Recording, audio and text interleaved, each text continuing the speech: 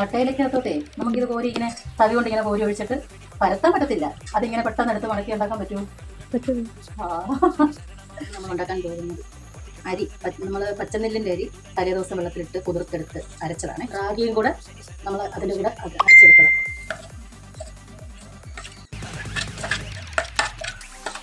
കൂടെ ചേർക്കാം. കുറച്ച് ലൂസാണ് ഇത്, ലൂസായപ്പോൾ ഇത് നമുക്കൊന്ന് കുറച്ച് അരിപ്പൊടിയും കൂടെ ചേർക്കാം. അതിന് നമുക്ക് വെള്ളം ഒഴിക്കേണ്ട ആവശ്യമില്ല. ഇതിനകത്ത് വേണമെന്നുണ്ടെങ്കിൽ കുറച്ച് ചൂടുവെള്ളം ഒഴിച്ചു കൊടുക്കാം. കുറച്ച് ചൂടുവെള്ളം കൂടെ നമുക്കിതിനകത്ത് ഒഴിച്ചു കൊടുക്കാം.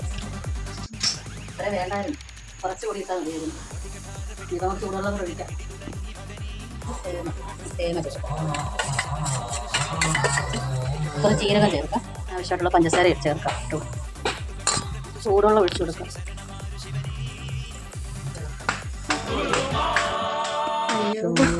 അതിന് എന്റെ ഇല്ലാത്ത ബുദ്ധിയിൽ ഒരു ഐഡിയ തോന്നുന്നുണ്ട്. തീരൊന്നും അറിയത്തില്ല, എന്തായാലും ദോശ ഉണ്ടാക്കാൻ പറ്റുമോ നോക്കാം. ഒരു കയ്യബദ്ധം നാറ്റുകരുത്. ഞാനിങ്ങനെ അല്ല ദൈവമേ, കൊഴുക്കട്ടയ്ക്ക് വേണ്ടി എടുത്ത് തുടങ്ങിയ പരിപാടിയാണ്. അതിപ്പം ദോശയിലെത്തി. ഉണ്ടാക്കി വരുമ്പോൾ അറിയാം ഏത് രീതിയാകുമെന്ന്. ചെയ്യാൻ പറ്റുന്നത് മതിയായിരുന്നു. എന്തായാലും ഇത്രയും ആദ്യം ഇച്ചിരി ഇങ്ങനെ ആയി വരുമോ ഇച്ചിരി ഈ പരിവാക്കി എങ്ങനെയായി അബദ്ധത്തിൽ പറ്റിയതാണ്. കുഴപ്പമില്ല.